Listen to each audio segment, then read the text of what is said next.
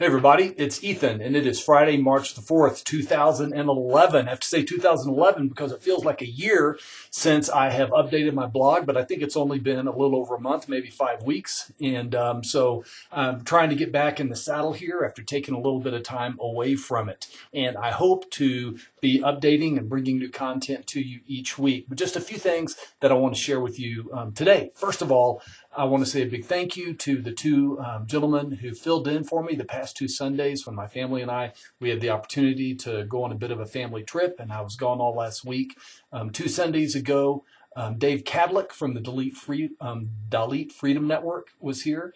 And then just this last Sunday, Dale Fincher and his wife, Jonalyn. Many of you know Dale and Jonalyn, and they've ministered to our church in a lot of different ways. And so anyway, just a big thank you to them. I heard great reports, and I'm sorry that I missed it. But again, it was good to be out of town, but it's good to be back. So that's the first thing I wanted to share with you. Where I'm going from here, if you're in town and part of our local church family, I want to encourage you to be here on Sundays. I'm starting this Sunday a new sermon series where I'm going to walk us through, I'm not sure how long it's going to take, but we're going to go through Paul's letter to the Thessalonian church. We know that as 1st and 2nd Thessalonians. And I'm titling this sermon series, In This Present Hour. Because, if you think about it, if you go and you study the context, and I'm going to talk about the historical context this Sunday a little bit, of the Thessalonian church, they lived in very uncertain times. And when Paul wrote to this group of people, and he's really very encouraging to them and very complimentary to them about the strength of their faith.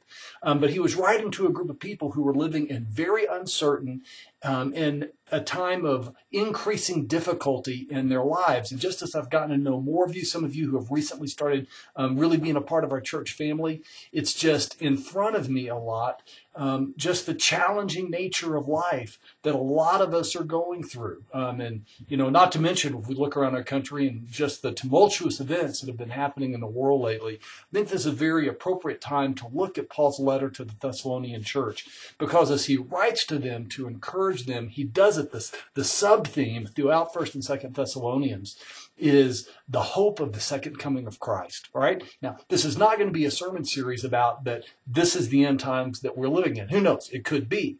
But rather, how we have the gift of truth and the gift of the promise of Christ's return as a sense of context for the times that we live in.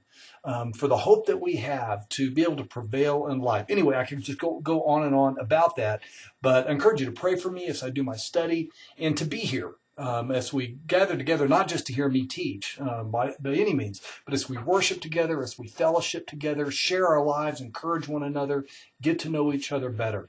And, and I don't say this a whole lot, but guys, I want to encourage you as you look around your own circle of influence, your neighbors, your family, who it may be, if there's somebody that God would put on your heart to invite to come to church, to bring them, do it. Do it.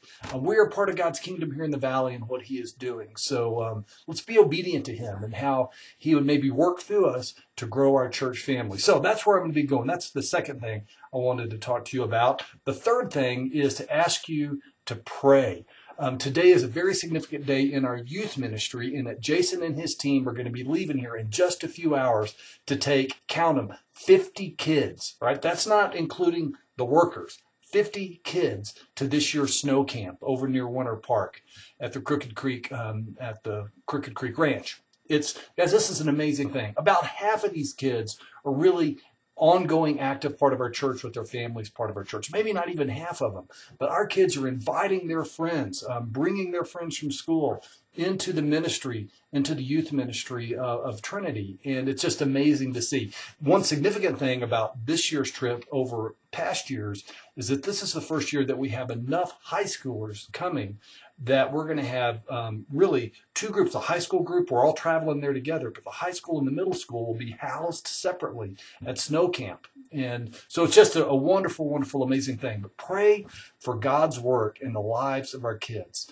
Jason emailed out some people with some specific ways to pray, but just to touch on a few, pray for the unity of the kids, pray for their safety, Pray for the work crew of adults that are going to be working their tail ends off, but they'll be blessed and that they'll have the strength and the energy to help provide that base of support for our volunteers that are going more in a counselor mode.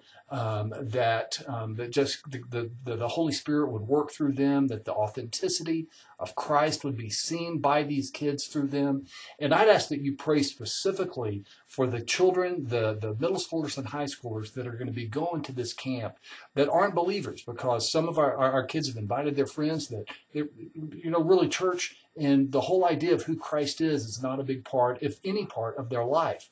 And that the gospel message and the worship, everything that will be presented to them this weekend, that their hearts would be open and that God would move in the hearts and the lives of these kids. And that the ones who are not believers, that God would bring them to salvation. I ask you to pray specifically, boldly before our Father, that there would be some of these kids that would come to know Christ, that would come to salvation through the ministry of this weekend. So pray for our kids with the snow camp.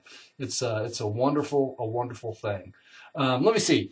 Just lastly, two quick things. One is, since I've been away for a while from my blog, I just can't help myself. I've given you 2 music videos below of who, of course, Neil Morse, my favorite musician. But this is some older stuff. Just even if you don't think you like the music that I like, if you like good vocals and amazing musicianship on the guitar, you'll get a kick out of these videos. So that's just a freebie. Check it out. The last thing is I have over here on the side of my blog a survey.